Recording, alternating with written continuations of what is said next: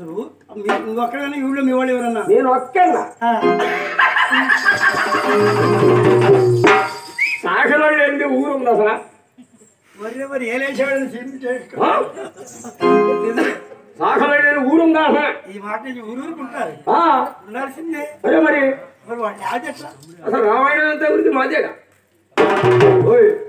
చదువుకులంటే ఒప్పుకున్నా కానీ రామాయణ తిరిగి నేను చదువుకున్నవా చదువా సంజయ్? నీకు చదువా సంజయ్? మీరేంటి రామాయణం ఉందా అసలు అంటున్నాం. రామాయణంతో నీకేం పని? అసలు రామాయణ జీవితానికి ఏం పని? సీతమ్మని అడిగి పంపింది ఎవరు? మేము. మంచి పనులు చేసేది మీరేనా? అందుకని నా కొడుకు కూడా ఉన్నాడు, పిలుస్తా. అయినా ఏంటో చెప్పన్నా. మీ కులం సంగతి నేను చెప్తాను. చెప్పు. ఎక్కడ పుట్టింది మీ కులం? బండకాడే. గొడ్లు వచ్చే బండకాడ కాదు, ఈశ్వరుడు కులం.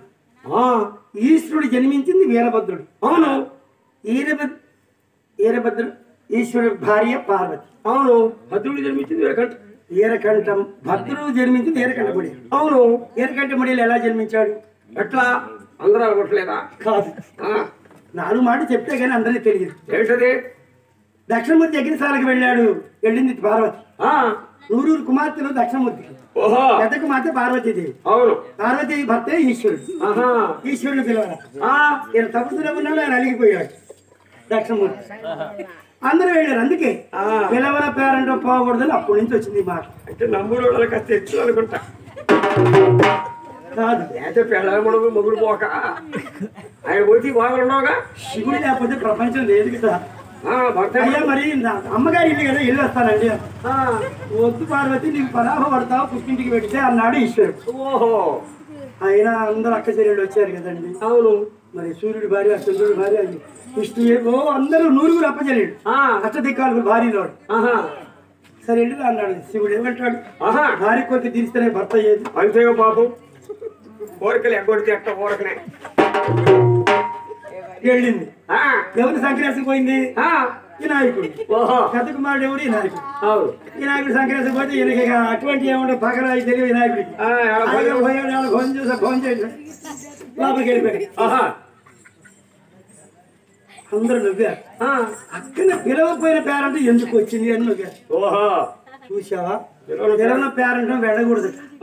పక్కన కూడా కూర్చోకూడదా? పార్వతి కన్నీళ్ళు పెట్టింది. పార్వతి కన్నీళ్లు పెడితే 100 చీరకేసారు, దండాలకేసారు, చీరలు భక్తుమని తగలబడిపోయినాయి. అప్పుడు వచ్చింది పేరు. ఆడపిల్లని ఇంట్లో కన్నీరు పెట్టించకూడదు. తపస్సు అయిపోయింది. ఈశ్వరుడు భద్రుడు వీరభద్రుడు వచ్చాడు. అమ్మాయి అయ్యా మీ తాతయ్య గారు దక్షిణమూర్తి దగ్గర సాగిపోయింది.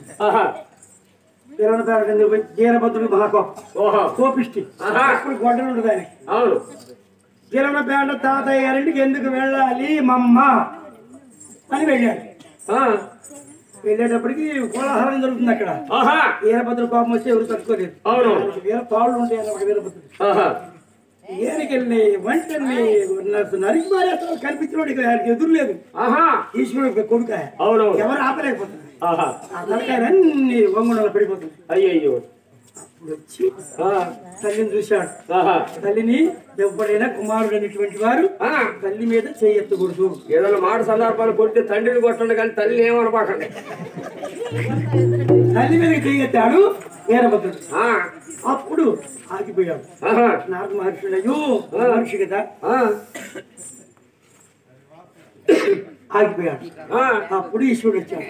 ఈ సరిపోయిన అందరూ బ్రతికించాడు. నా కొడుకు పొరపాటున అందరూ బ్రతికించే అప్పుడు జరిగినది చేయెత్తడం. అప్పుడు త్రిపుర సంహార యుద్ధంలో ఈశ్వరుడి కంటే ఎక్కువ యుద్ధం చేసింది పార్వతీదేవి. ఈ తల్లి మాట కూడా హింసాలని పార్వతీదేవి. చూసావా? అప్పుడు చెప్పారు బ్రాహ్మణులు, తల్లి మీద చెయ్యవరు ఎత్తుతారో వాడు ఎత్తుకారు తల్లి పడుతుంది. అందుకని తల్లి మీద చెయ్యకూడదు.